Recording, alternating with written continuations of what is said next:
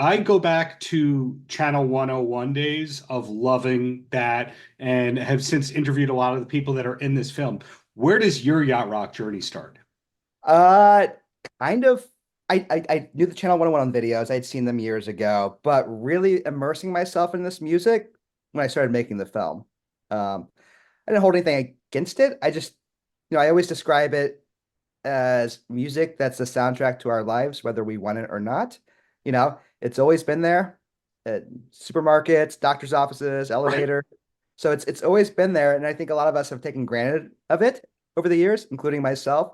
So until I entered this world and hearing these stories from the artist and kind of seeing, where they belong in the annals of music history is when I Mhm. started becoming obsessed with it. And I hope people do the same thing. I think a lot of people enter this genre ironically because of the name and that the name was birthed out of the internet. It's like one of the OG memes, right? And Yeah. until you start kind of digging in and hearing, the stories behind it and understand the musicianship and the artistry that went behind making this music and where it was influenced from, you start to really appreciate it and become obsessed with it, like so many people I think are these days. Yeah. And this is a compliment here. I think this is the first interview that Christopher Cross had done in decades. Yeah. I think he's come around too. It was interesting. We had a screening on Thursday night here at the Grammy Museum where I had Christopher, Michael, Steve Porcaro, and David Page from Toto and David Pack from Ambrosia with all the Channel 101 guys in the attendance. And none of them have met each other, ever in person. So I felt like I was tearing down the wall, Yeah. and the amount each group has this word has affected both their lives and to have never met was pretty wild. And for them to like see each other, talk to each other, embrace and have conversations was really beautiful. And I think, I think everyone's come around on it. And, I think that the artists see that the name comes from, adoration and reverence and not being made fun of. And I think the creators like JD and Steve and Hunter and, David and Lane appreciate that I think they were nervous about meeting them, worried that they thought they've been made fun of, and it's truly the opposite. I love the trailer. Did you cut the trailer or have input into it? Now, and input, HBO is really great about letting, the filmmakers give input on the marketing stuff. Where I was going with that is you have the Lukather comment. Yeah. I I love every Steve Lukather interview you can get because the right amount of saltiness comes out. It's not salty to the point that it's jaded and angry. It's just the right amount of humor. He's almost Absolutely. an East Coaster in a way. And the comment about where's my yacht, that kind of a thing, perfect for the cut and all that. But most of the people that were interviewed for the film, was it tough to talk them into it, or is it they went, oh, okay, Paige is doing it, I'm doing it. So yeah, so I had a cheat code. I befriended the daughter of Christopher Cross. Oh. Um, and when I was asked about if I wanted to make another music doc, I did one for HBO years ago on Woodstock 99. And I knew I Hmm. wanted to do it's a dark story. I knew I wanted to do a feel good, lighter story for my next one Yeah. and one that celebrated the music. So as I was trying to figure out this next film, I coincidentally met Madison Cross through a friend who's also best friends with Michael McDonald's daughter and her roommate. So we were at a bar, we were all talking, and she's like, "Why don't you talk to my dad and Michael and hear their kind of relationship with this word yacht rock?" I'm like, "That's interesting.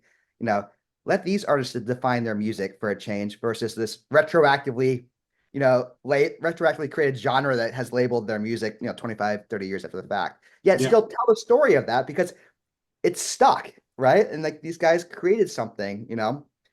So that was kind of the beginning of it. So I got Michael and Christopher to sit down. That was my first interview because their daughters made them, basically.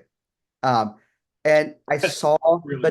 the dynamic between them and Yeah. talking, and like they were excited to tell their story about making music at this time period. I feel like they get overlooked for like the more dramatic stories of like Fleetwood Mac and the Eagles in the mid 70s, late 70s. So when I saw their excitement of talking about this time, and they're like afterwards, like, oh, we can help you get Lukather and Page and Baccara, we can help you get Kenny Loggins. And then once one of those guys started doing it, they all started rolling in, so it was kind of, a snowball effect after, I guess, after I talked to them. And then the contemporary artists came, like your Questloves and your Thundercats, because they were excited and they truly Mhm. love this music too. And knowing if I could get their voices in this, it helps kind of bring another legitimacy to this music and its influence on their own work. So, you start small and then you end up having too many interviews. You're like, how do I fit all this in? It's an embarrassment of riches in the end. Well, something that you just mentioned, you'd done a music documentary before. You'd also worked on that Janis Joplin one, right? Yeah, I edited that. Actually, I think there's a poster right behind me. I was an Yeah. editor on that. I have the weird career where I also edit, scripted. I worked on a TV show called Daisy Jones and the Six, and that was taking place in like 70s LA music scene. So I was immersed in this world when I started making this film too. So I enjoy it. Music is catnip. It brings people in and you can tell stories. Well, I have one editing question, one question about future stuff, and then you're free of me. You ready? All good. Yeah. Okay, with the editing, you edited one of my favorite shows of all time, As We See It. Or Oh, at least you did some episodes of that. I'm wondering how hard it was to not cry while you were editing that show. that's one of the most meaningful things I ever made. I had worked with Jason Katims, who created the show, for on a couple projects. And during my first project with him, my own child was diagnosed with autism. And Jason remembered that. And years later, he reached out and said, I'm making this show, about people on the spectrum. And I'd love for you to be a part of it. I want to bring cast and crew that have experience with people, have dealt with people on the spectrum or are also on the spectrum themselves. So it was, it meant so much for me doing that. Yes, I cried cutting it. I think that's important when you're telling stories. If it's Yeah. affecting me, I'm hoping it's affecting other people. And I wish more people saw that show. I think it's a special project that, again, balances humor and drama and Yeah. real. It was like 70% funny, 30% ball your eyes at. I think that was the Yeah, formula to that show. I really appreciate that, man. Well, the last thing I have, this is an old project for you, Yeah. a new project for us. Are we allowed to know what's next, or do we have to wait for the Hollywood Reporter embargo to lift? Yeah. I'm when I make these docs, again, I balance these worlds of cutting scripted and making these documentaries. Yeah. And when I make a documentary, it's the hardest thing in the world. It has to mean so much to me. So I've got a couple things, that I'm exploring. Nothing definitive yet. I start a TV show in a couple weeks. I Oh, can't even say what that is yet, but I promise all of it's good, exciting storytelling. so keep checking the Instagram and your IMDb, and that's when we'll know what we're allowed to know. Absolutely, Darren. Thank you, man. Garret, thank you for making this film. Means a lot to me, means a lot to a lot of people, and really looking forward to whatever's next from you. Thanks, man. Thanks for spreading the word. Paltrow.